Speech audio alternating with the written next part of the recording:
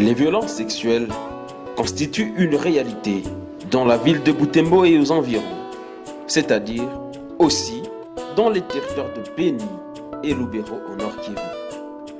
Des cas de violences sexuelles continuent d'être enregistrés et ce sont les femmes et les jeunes filles qui en sont victimes.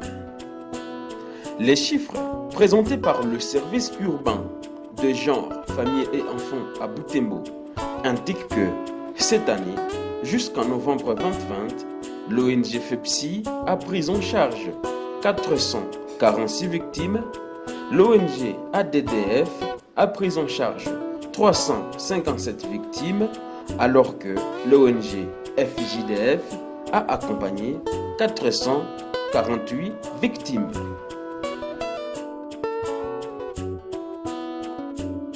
Et parmi les violences enregistrées à Butembo, il y a notamment le viol, le harcèlement sexuel en milieu professionnel et en milieu scolaire, les violences physiques, les violences psychologiques et économiques, ainsi que différentes manifestations des violences basées sur le genre. L'objectif de la vidéo, c'est de montrer à la face du monde que les violences sexuelles et les violences basées sur le genre est une réalité, un fléau dans la partie nord de la province du Nord Kivu, c'est-à-dire à Butembo, Beni, territoire de Beni, territoire de Lubero. Un fléau dû à la guerre qui persiste, à la résistance de la guerre, mais aussi un fléau dû effectivement à la période de confinement.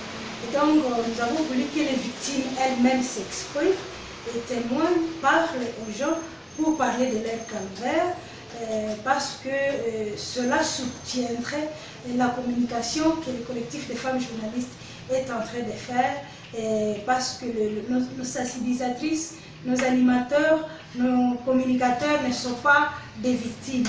Bien qu'ils peuvent parler de la question des violences, mais ils ne peuvent pas parler comme la victime qui a vécu la situation.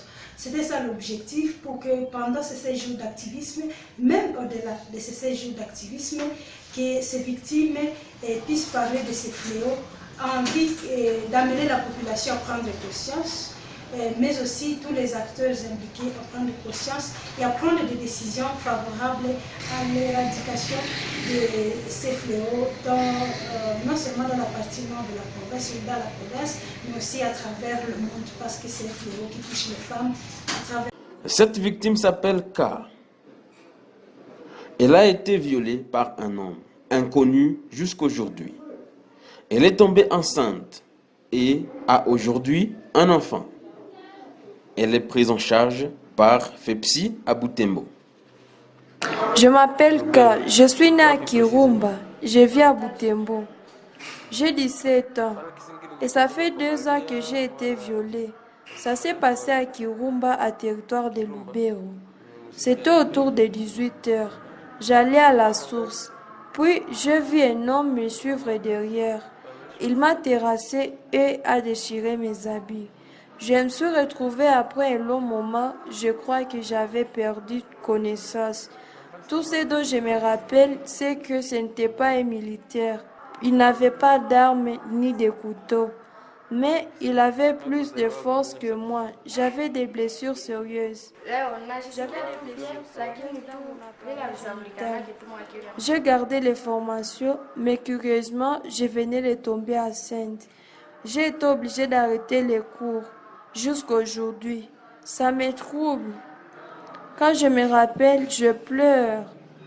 Mes FEPSI m'aident beaucoup sur les plans psychologiques et sanitaires. Je continue de suivre les contrôles, que les autorités assurent la sécurité, surtout nous aident à retrouver les bourreaux pour qu'ils soient punis. Cette deuxième victime a été violée par un porteur d'armes à feu. Elle revenait du champ. Elle est prise en charge médicalement et psychologiquement par FEPSI. Je m'appelle Jika, j'ai 25 ans, j'habite à Butembo. J'ai été victime du viol. Ça fait 4 mois. Ça s'est passé autour de 15 heures. Je revenais du chat vers Ngeleza, dans le territoire de Lubero. Je marchais toute seule et brusquement, j'ai vu un homme portant une arme venir dans la brousse.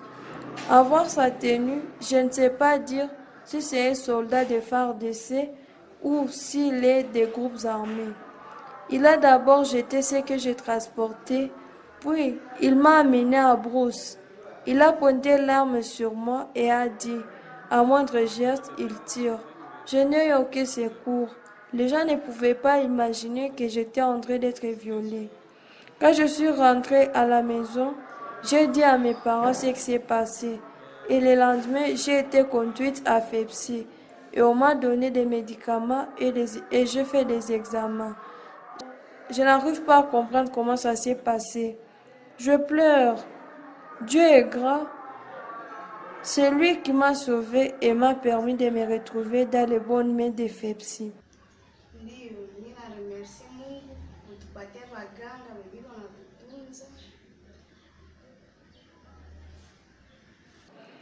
Ils me prennent en charge, ils me donnent des conseils.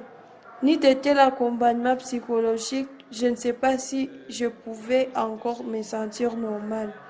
Les gens étaient au courant et ils me pointaient du doigt. Cette autre victime habite en Baou et a été violée au champ par un porteur d'armes. En racontant l'événement, elle a fondu en larmes. Je m'appelle K. J'ai 32 ans. Je suis née à Kainama.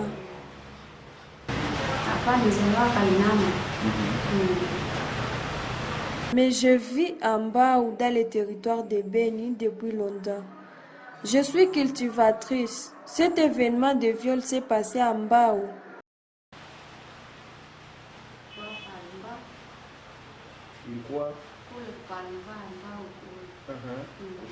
Dans la palmeraie de Mbao, Palma. Je suis allée chercher un peu de sombé et du bois de chauffe.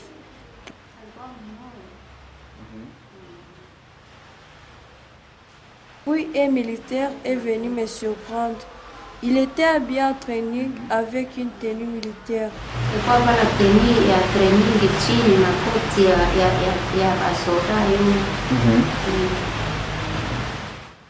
C'était autour de 11 heures.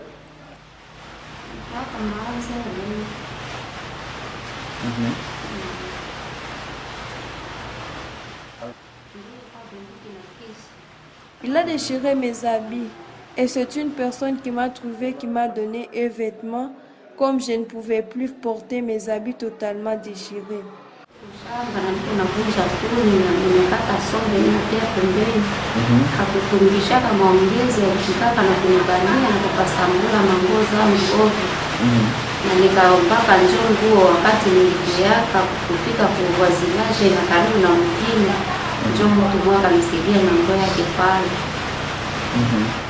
J'ai passé 24 heures sans recevoir les soins.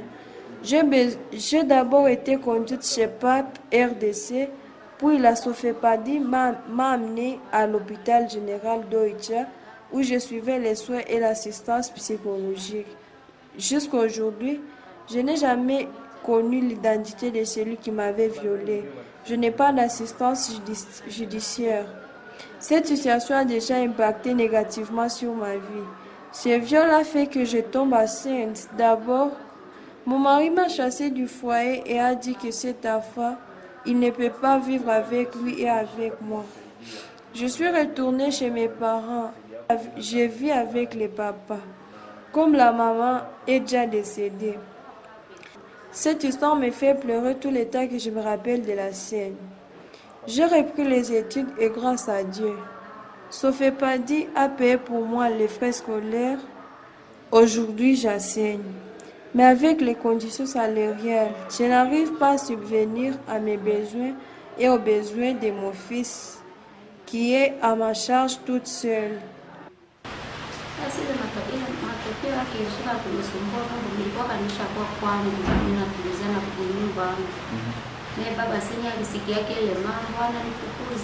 Mimi naenda mimi nahangaika na mtoto na akafukuza na mtoto, nasema ni kusema wale mtoto naye haiko wake, iko tu wale watu wenye mimi nilikutana nao. Yaani nilipia masomo sio kupadi vile bali nilipiaka mwaka mmoja ya CZM. Wakati nilishindwa tena wakanirudisha hapo tu wa pili. Et cette victime qui s'appelle G vit à Oicha. Elle a été violée par des porteurs d'armes, mais comme c'était dans le fin fond de la forêt, elle ne sait pas exactement si ses bourreaux sont des militaires de l'armée loyaliste ou des rebelles de l'EDF. Elle est tombée aussi enceinte des suites de ce viol. Je m'appelle G. Je vis à Oicha. Mes parents vivent à campement dans les champs. J'avais décidé d'aller aider les parents à récolter l'arachide à Tchane, à territoire de Beni. J'avais laissé mon enfant. C'était un matin. Lorsque je suis arrivée au champ, j'ai commencé la récolte de l'arachide. J'ai vu brusquement deux personnes habillées à tenue militaire. Ils portaient des cagoules et c'était difficile de les identifier. Je leur ai demandé, « Qui êtes-vous » Ils ont dit, « Tu n'as pas le droit de nous demander. » L'un d'entre eux m'a terrassé. Quand j'ai commencé à crier au secours, et c'est là qu'ils ont pris mon pagne et l'ont forcé dans ma bouche.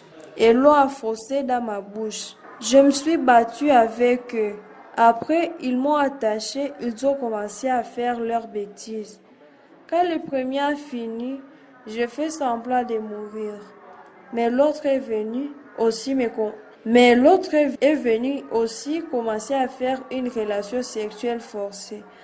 Mon appareil génital était sec et j'ai eu des blessures. Quand ils se sont complètement déchargés sur moi, ils m'ont détaché. Puis ils ont fui. Je ne savais même pas marcher. J'ai fait beaucoup de jours pour retrouver la force. Je ne sais pas si c'est des militaires FARDC ou c'est des rebelles, comme c'est en pleine forêt. Quelques jours après, j'ai constaté que je suis enceinte et donc c'est ces deux violeurs qui m'ont enceintée. Puis j'ai eu de sérieux troubles avec cette grossesse, jusqu'à subir le curettage et même une opération chirurgicale. Ça me fait mal, si mal, que je pleure lorsque je m'en souviens.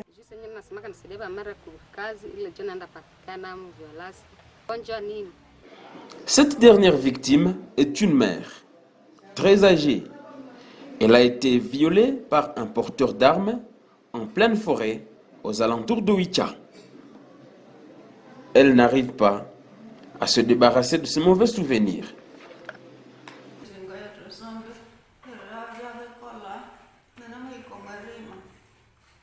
Il pleuvait après. Je suis allée au champ pour chercher les feuilles de manioc. Subitement, j'ai vu un tronc d'arbre placé à l'entrée de la concession.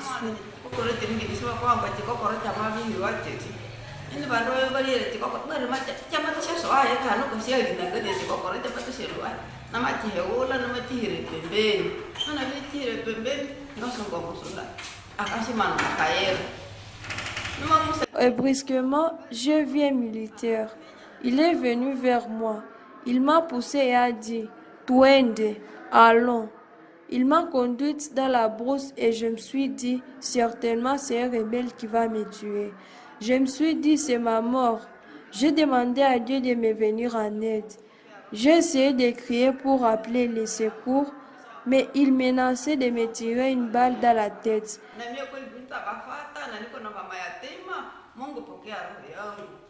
Kwenye bwana wangu alikufia kasi ataenda kakitendo siao nanaka na mwanamume mwingine niko hapa siao nanaka na mwanamume mwingine kwenye bwana wangu alikufia kasi aitengeneza kutupa akapanda langu pembeni msote. Mara mimi nalomba Mungu pokea roho yangu. Leo iko kifo changu. Il a déchiré mon pantalon et ma blouse. Je me suis retrouvée toute nue. Il m'a fait des choses inimaginables et des positions mortelles. Il m'a tenu comme une chèvre qui a accouplé par un bout. Puis il a soulevé mes jambes. Il venait même d'introduire son sexe dans ma bouche et là, j'ai dit vaut mieux qu'il me tue. Il m'a renversé encore et encore. Ananitendea vya mabaya na ninamisa siaona kabla vile. Kumbe mtu anakamata kifisa mbugi natende niko mbele yako. Puis il m'a encore ramené dans un autre endroit. Il voulait continuer sa bêtise, mais j'ai vu des passants arriver. Il a pris fuite. C'est ces passants qui m'ont habillé et ramené au village. J'ai été blessée sérieusement à mon appareil génital. Je suis allée aux soins, mais ça demande beaucoup de temps pour me ressaisir. Ni était l'accompagnement de Sofepadi. Je ne sais pas comment j'allais m'en sortir car j'étais troublée psychologiquement. Je travaille à l'église et je me demande toujours ce que les gens disent de moi.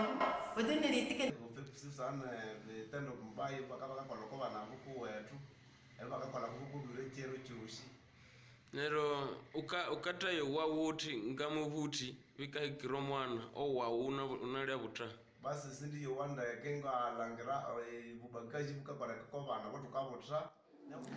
Les actes indignes que des bourreaux perpètrent sur nos enfants soient condamnés. C'est une histoire qui énerve et on se demande si les auteurs ont vraiment un cœur humain. Moi, ma fille de 17 ans a été violée de la part d'un homme qui se présente comme un pasteur. Comment quelqu'un qui se présente comme un homme de Dieu peut nous faire une chose pareille? Cette colère que j'exprime touche tout le monde en famille. Mon épouse, qui est la mère de cette fille violée, ne sait pas supporter ça en tout cas. Je suis venu chez FEPSI pour bénéficier de quelques orientations, mais aussi pour qu'on nous accompagne et qu'on nous dise quoi faire. En fait, quand on a appris ce cas, on a vite amené la victime ici et elle est en train d'être prise en charge médicalement. Après ça, on va aller ensuite chez les femmes juristes pour un accompagnement juridique. Mais c'est très énervant.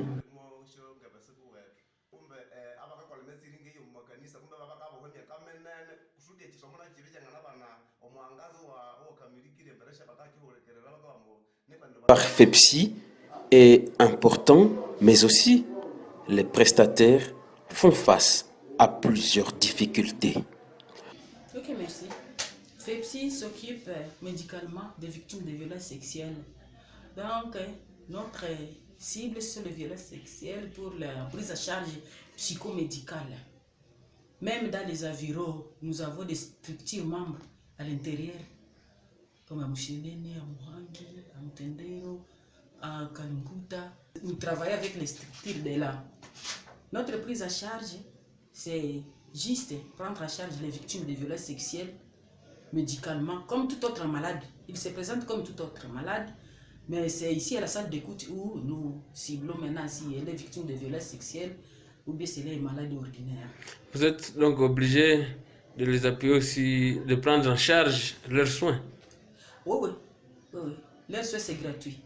En territoire de Béni, Sofepadi se bat bec et ongle pour lutter contre les violences faites aux femmes dans les territoires de Béni. Katika commune de Oicha, tunasaidia wale wa victime wetu wenyewe wamepata magumu.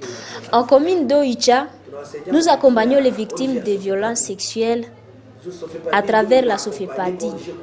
L'accompagnement commence par l'orientation vers les structures de prise en charge médicale, puis l'assistance psychosociale par les séances de détraumatisation. Aussi, Sofepadi accompagne les survivantes dans la recherche des auteurs de ces actes de viol. Na tunawaidentifier na kuangalia kama namna gani tutakupata ule aggressor mwenyewe alizokucheuria ule mtu, na tunatumika collaboration avec la police kwa kuweza kutusaidia kwa kuweza kufunga ule muhanga mwenyewe aliweza kucheuria mwanamke. Je, visa vya ubakaji vinakuwa vingi hapa Oicha? Antuka ubakaji ni mingi sana. Wadada wameteseka mingi, tunapata maviolence mbalimbali kwa ajili ya wale watoto wasichana wengi wenyewe karibu chini ya miaka 18. Situ wakati tulipata wakati ya maladi ya COVID-19, watoto wengi hata leo hawakurudia kwa masomo.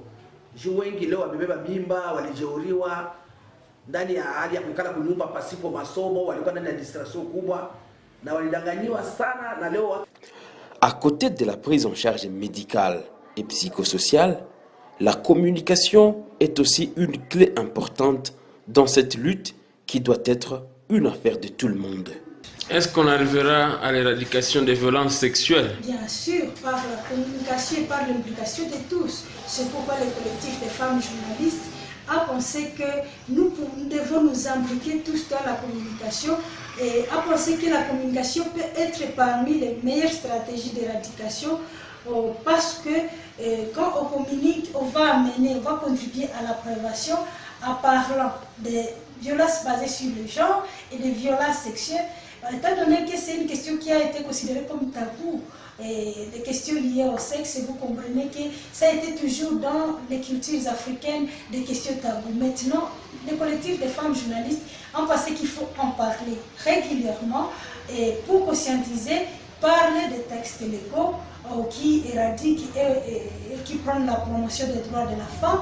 Mais aussi, la communication nous aidera à amener les victimes à briser la peur, à briser la honte de pouvoir dénoncer. Parce que lorsqu'elles ne dénoncent pas, elles vont vivre les calvaires et ce n'est pas bon pour leur santé psychologique et même physique. C'est pourquoi nous avons pensé que la communication est la meilleure et la grande stratégie de pouvoir lutter contre les violences sexuelles. Parce que et même les organisations qui vont prendre la charge vont le faire parce que si les victimes se sont dénoncées. Et elles vont dénoncer grâce à la communication, à la conscientisation, grâce à la sensibilisation. C'est pourquoi nous pensons que même la communication que nous allons faire, non seulement nous, collectifs des femmes journalistes, mais tout le monde, parce que nous voulons amener les gens, tout le monde à parler de cela. Nous pensons que cela va amener les victimes à pouvoir dénoncer. Et à travers cette communication, nous allons les orienter, c'est-à-dire les amener vers les structures de prise à charge. Et ce n'est pas un travail qui commence aujourd'hui au niveau du collectif des femmes journalistes. C'est un travail que nous avons commencé depuis la création de l'organisation, c'est-à-dire depuis 2009.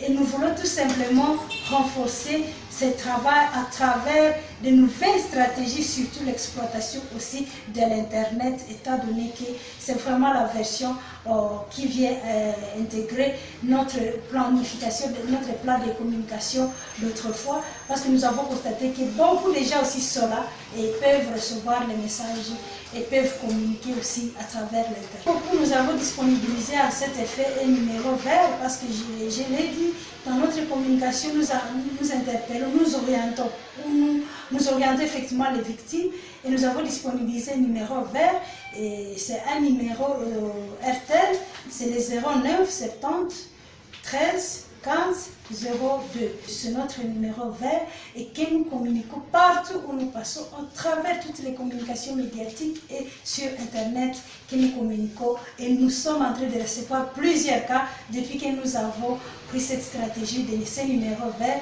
et que nous orientons au cas où c'est nécessaire aux organisations partenaires de prise en charge.